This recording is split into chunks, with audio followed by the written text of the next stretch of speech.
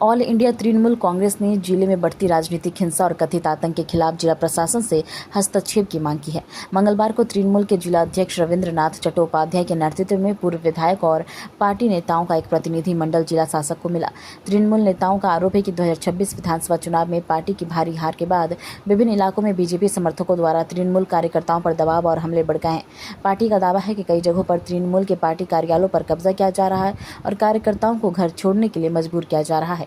जिला शासक से मुलाकात के बाद रविंद्रनाथ चट्टोपाध्याय ने कहा कि हाल ही में जिला शासक और जिला पुलिस अधीक्षक ने संयुक्त प्रेस कॉन्फ्रेंस कर जिले में शांति और कानून व्यवस्था बनाए रखने की अपील की थी। उनके अनुसार कुछ दिनों तक स्थिति नियंत्रण में रही, लेकिन अब फिर भी अत्याचार की घटनाएं बढ़ने लगी है।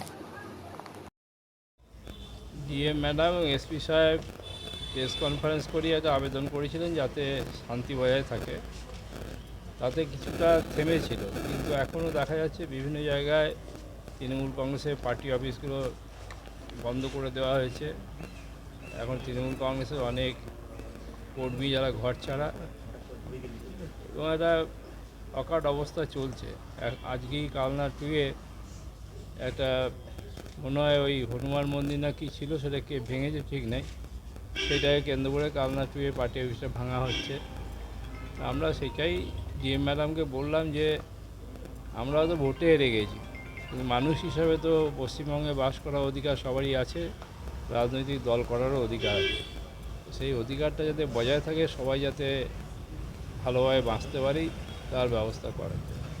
উনি বললেন আমি দেখছি এবং এসপি সাহেবকে বলছি যাতে পরের ঘটনা কিছু না ঘটে। বেশ কিছু পঞ্চায়েতে এখনো পর্যন্ত কার্যত তালা ঝুলছে এবং পঞ্চায়েতের প্রধান থেকে শুরু করে তারা বেপাত্তা, এইগুলোতে নাগরিক পরিষেবা ব্যাহত হচ্ছে। আর সেই ব্যাপারটা উনি বললেন যে কালকে সমস্ত নাগরিক সরকারি আধিকারিকদের উনি ডেকেছেন এবং প্রত্যেকটা পঞ্চায়েত সমিতি বা সরকারি যে সমস্ত অফিসগুলো সেগুলো যাতে খুলে যায় তার জন্য উনি ব্যবস্থা নেবেন।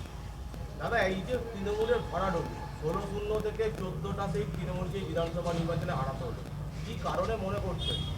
এখনও আমরা সব ব্যাপারটা পর্যালোচনা করে উঠতে পারিনি, যার জন্য আজকেই বলতে পারছি না। এটা কি পর্যালোচনা চলছে?